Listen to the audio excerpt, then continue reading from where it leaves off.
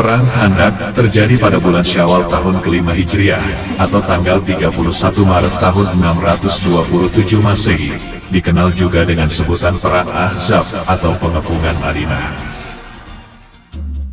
Perang Khandaq dipicu oleh pengusiran terhadap orang-orang Yahudi dari Madinah ke Khaybar. Rasulullah memerintahkan pengusiran tersebut karena Yahudi Bani Nadir telah melanggar perjanjian yang telah disepakati bersama untuk tidak saling mengganggu dan menyerang. Namun kenyataannya, Yahudi Bani Nadir terus-menerus mengganggu dan menyerang umat Islam, bahkan berkoalisi dengan kaum kafir Quraisy untuk menyerang Rasulullah dan para sahabatnya. Puncaknya, mereka bermaksud membunuh Rasulullah dan para sahabat ketika mendatangi kampung Bani Nadir. Mereka berencana menjatuhkan kayu dan batu ke atas kepala Rasulullah hingga tewas. Namun sebelum rencana itu terlaksana, Allah Ta'ala mengutus malaikat Jibril untuk memberitahukan rencana jahat Yahudi Bani Nadir kepada Rasulullah, sehingga beliau pun bergegas meninggalkan tempat itu, diikuti oleh para sahabatnya. Setelah kejadian itu, Rasulullah memberikan tenggat waktu 10 hari kepada Yahudi Bani Nadir untuk pergi meninggalkan Madinah. Jika lebih dari 10 hari dan Bani Nadir masih berada di Madinah, beliau menegaskan akan memenggal leher mereka. Dengan terpaksa, para pembesar Bani Nadir seperti Huyai bin Akhtab dan Salam bin Abil Hakik beserta seluruh keluarganya akhirnya pergi menuju Khaybar, dan sebagian yang lain pergi menuju Syam. Atas dasar kebencian yang sama, maka kaum Yahudi Bani Nadir berkoalisi dengan kaum kafir Quraisy Mekah dan suku-suku Arab sekutunya untuk melakukan pengepungan dan penyerangan ke kota Madinah yang dikenal dengan Perang Khandaq. Pasukan koalisi tersebut dipimpin Abu Sufyan dengan kekuatan 10.000 pasukan gabungan. Tokoh penting lainnya yaitu Amr bin Abdul Wud yang memiliki kekuatan melebihi 1.000 prajurit, turut serta dalam penyerbuan ke Madinah.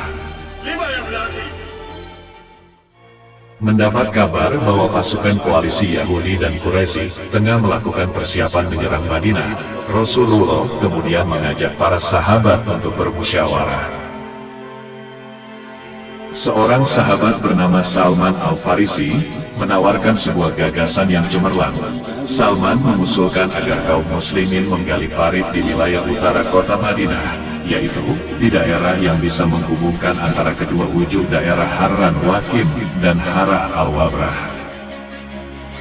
Daerah itu juga merupakan satu-satunya jalan terbuka di hadapan pasukan musuh, sedangkan sisi lainnya sudah menjadi benteng karena terdapat gunung-gunung tinggi yang dipenuhi pohon kecil, dan dikelilingi pohon-pohon kurma, sehingga bisa menyulitkan unta dan pejalan kaki untuk melewatinya. Salman Al-Farisi berasal dari Persia, dan banyak mengetahui strategi perang orang-orang Parsi, yang belum dikenal bangsa Arab kala itu. Di bawah panasnya terik matahari, Rasulullah dan para sahabatnya menggali tanah dengan ukuran panjang 3 km dan lebar 6 meter, dengan kedalaman sekitar 5 meter. Dalam pengerjaan parit, Rasulullah ikut turun tangan bergotong royong sampai penggalian itu selesai. Pasukan Yahudi dan kafir Quraisy yang telah tiba di perbatasan Madinah mendirikan markas di sebelah timur dekat Bukit Uhud, dan sebagian dari mereka bermarkas di dataran tinggi Madinah. Kemudian Huyai bin Akhtab, pemimpin Yahudi Nadir, mendatangi kampung Bani Quraizah dan bertemu dengan pemimpinnya yang bernama Ka'ab bin Asad. Bani Quraizah adalah segolongan orang-orang Yahudi. Mereka memiliki benteng sendiri yang terletak di sebelah timur kota Madinah. Mereka terikat perjanjian perdamaian dengan Rasulullah, dan berada di dalam jaminan keamanan Rasulullah. Jumlah mereka kurang lebih 800 orang. Ka'ab bin Asad tak henti-hentinya diprovokasi untuk melanggar perjanjiannya dengan Rasulullah. Akhirnya, Ka'ab bin Asad pun terpengaruh dan bergabung dalam pasukan koalisi. Kabar tentang Bani Quraisyah yang berkhianat pun sampai kepada Rasulullah. Beliau kemudian mengutus Sa'ad bin Mu'az, Sa'ad bin Ubadah, Hawad bin Jubair, dan Abdullah bin Rawahah menemui Bani Quraisyah untuk memastikan kabar tersebut. Sesampainya di sana, para sahabat Rasulullah tersebut diperlakukan layaknya musuh. Bahkan kaum Yahudi tersebut berani menghina Rasulullah hingga membuat Sa'ad bin Mu'az sangat marah. Keadaan tersebut membuat posisi kaum muslim semakin gawat dan sangat terjepit. Hal tersebut merupakan ujian iman dari Allah Ta'ala bagi kaum muslimin, agar mereka terbebas dari kaum kafir dan munafik. Rasulullah memerintahkan untuk mengamankan wanita, anak-anak, dan orang tua dalam benteng selama perang berlangsung, sedangkan seluruh lelaki kaum muslimin bertahan di dalam kota Madinah.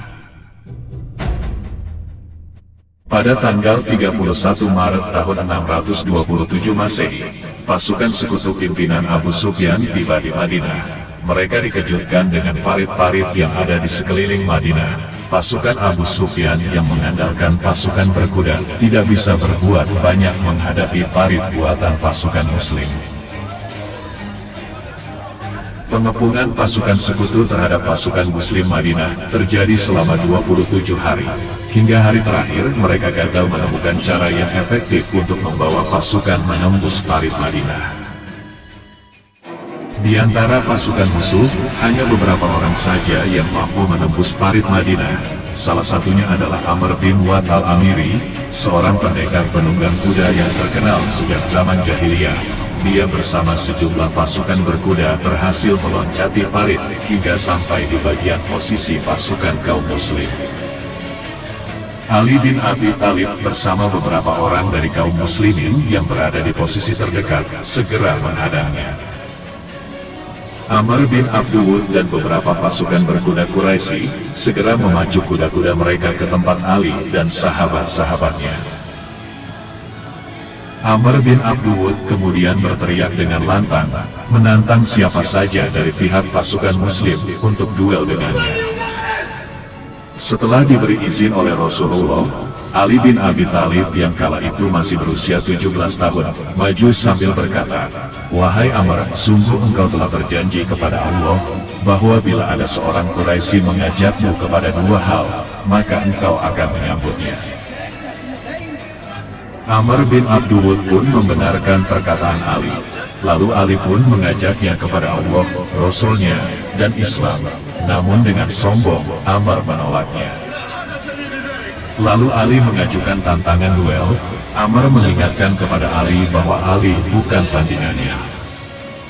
Namun Ali sengaja memancing kemarahan Amr dengan mengatakan dia sangat ingin membunuh Amr.